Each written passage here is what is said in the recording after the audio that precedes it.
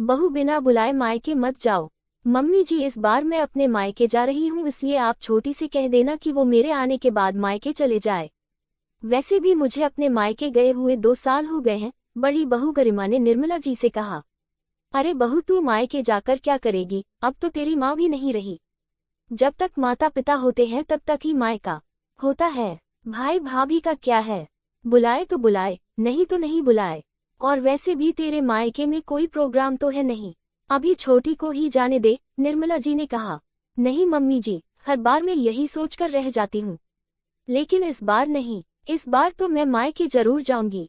जब छोटी मायके जाती है तो मेरा भी मन करता है मायके जाने का, गरिमा ने कहा। देख बहू, मैं तुझे मायके जाने के लिए मना नहीं करती, लेकिन जब तक माता पिता होते हैं तब तक एक बेटी पर बेधड़क अपने मायके आ जा सकती है, लेकिन जब गृहस्थी भाई भाभी के जिम्मे आ जाए तो बिना न्योते के मायके नहीं जाना चाहिए, इससे अपनी ही इज्जत घटती है। निर्मला जी ने समझना चाहा। मम्मी जी भाई भाभी तो मेरे ही है ना, भाई तो मेरे साथ ही पलकर बड़ा हुआ है, बचपन से हम में कितना प्रेम था, फिर इतना सब क्या सोचना। और फिर छोटी भी तो जाती है अपने मायके, उसे तो आप कभी नहीं रोकती। गरिमा जैसे कुछ समझना ही नहीं चाह रही थी। देख बहू, तेरा मायका है, तेरी मर्जी है, मैं कुछ नहीं कहूंगी और ना ही तुझे जाने से रोकूंगी।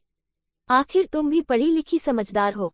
छोटी के मायके की स्थितियों में और तुम्हारे मायके की स्थिति में बहुत फर्क है। बाकी तुम्हारी मर्जी, जब तुम जाना चाहो चली जाओ, कहकर निर्मला जी अपने कमरे में आकर बैठ गई। आखिर सास के हाँ करते ही गरिमा खुश हो गई। 2 साल हो चुके थे उसे अपने मायके गए हो। आखिरी बार मम्मी के परलोक गमन पर गई थी, उसके बाद तो मायके जा ही नहीं पाई। देवरानी को मायके जाते देखती तो उसका मन भी करता जाने का, पर सासू माँ थी कि जाने ही नहीं देती। कभी किस बहाने से रोक लेती तो कभी किस बहाने से, लेकिन इस बार तो गरिमा ठान कर बैठी थी कि चाहे कुछ भी हो जाए उसे मायके जाना है। खैर, गरिमा ने अपने कमरे में आकर फटाफट अपना सामान पैक कर लिया और अपनी बेटी के स्कूल से आने का इंतजार करने लगी। आखिर उसे भी तो अपने साथ लेकर जाती। खैर, जब उसकी 13 वर्ष से बेटी स्कूल से आई तो उसने खुशी खुशी उसे बताया कि वो मामा मामी के घर जा रहे हैं, पर यह सुनकर बेटी ने जाने से इनकार कर दिया। मम्मी मैं नहीं जाऊंगी, वैसे भी मैं वहाँ अकेली बोर हो जाती हूँ। मामा जी की दोनों बेटियां तो अपनी क्लासेस में बिजी रहती है, मेरे साथ कोई खेलने वाला भी नहीं होता। खैर, कहा तो उसने सही था, इसलिए गरिमा ने ज्यादा उसे जाने के लिए नहीं कहा। खैर, गरिमा ने कैब बुक की और थोड़ी देर में अपना सामान लेकर वहां से रवाना हो गई। 2 घंटे के सफर के बाद वो अपने मायके पहुंची। उसे लगा था कि उसके भैया भाभी उसे देखकर खुश हो जाएंगे, लेकिन सोचा हुआ अक्सर सच नहीं होता। उसे देखते ही भैया ने कहा, अरे गरिमा, आज अचानक कैसे आना हो गया, फोन भी नहीं किया तूने। भैया का सवाल सुनते ही गरिमा के चेहरे की खुशी गायब हो गई। हाँ भैया, वो आप लोगों से मिलने का बड़ा मन था, इसलिए बिना फोन किए ही आ गई, गरिमा ने कहा। अच्छा अच्छा, अब आ गई हो तो बैठो आप, मैं चाय नाश्ता लेकर आई। वैसे हमारा बाहर जाने का प्लान था, अचानक भाभी ने कहा। फिर उसके साथ उसका सामान देखकर भाभी बोली, अरे आप क्या रहने के लिए आए हो। भाभी के सवाल को सुनकर गरिमा सकपका गई। उसे लगा कि उसने बिना फोन किए अचानक आकर सबसे बड़ी गलती कर दी।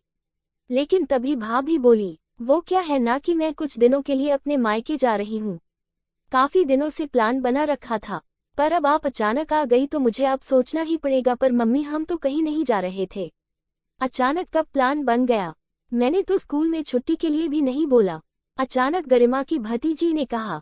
उसकी बात सुनकर भाभी एक पल के लिए झेप गई, फिर उसे डांटते हुए बोली, अब क्या तुझे हर प्लानिंग बतानी पड़ेगी, अपने काम से मतलब रख, बड़ों की बातों में बीच में मत बोला कर। अरे इसे डांटना छोड़ो और गरिमा के लिए चाय पानी लेकर आओ, भैया ने बात को पलटते हुए कहा। लेकिन गरिमा को सब समझ में आ रहा था, सचमुच उसने यहाँ आकर गलती की, काश सास की बात मान ली होती है, आखिर वो भी तो अपने तजर्बे से कह रही थी।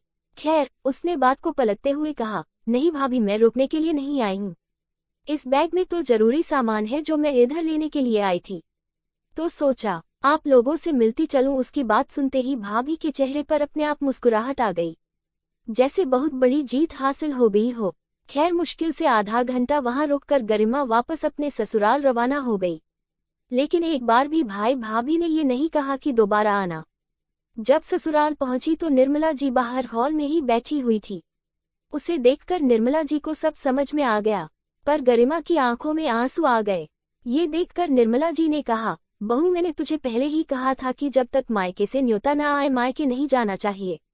बिना न्योते के जाने से अपना ही मान घटता है। मम्मी जी मुझे नहीं पता था कि मम्मी पापा के जाते ही मायका पराया हो जाएगा। मुझे आपकी बात मान लेनी चाहिए थी, कम से कम यूं बेइज्जती तो नहीं होती। यहाँ पर भी सब हंसेंगे मुझ पर, गरिमा ने रोते हुए कहा। कोई नहीं हंसेगा तुझ पर, मैंने किसी से नहीं कहा है कि तुम मायके गई हो। सबको यही पता है कि तुम अपनी सहेली से मिलने गई हो और उसके बाद तुम अपने मायके सबसे मिलते हुए इधर आ जाओगी। अगर तुम रुक जाती तो कह देती कि मायके वालों ने रोक लिया। इससे पहले छोटी घर आ जाए अपना सामान ले जाकर के कमरे में रख दे, निर्मला जी ने कहा तो गरिमा को थोड़ी तसल्ली आई।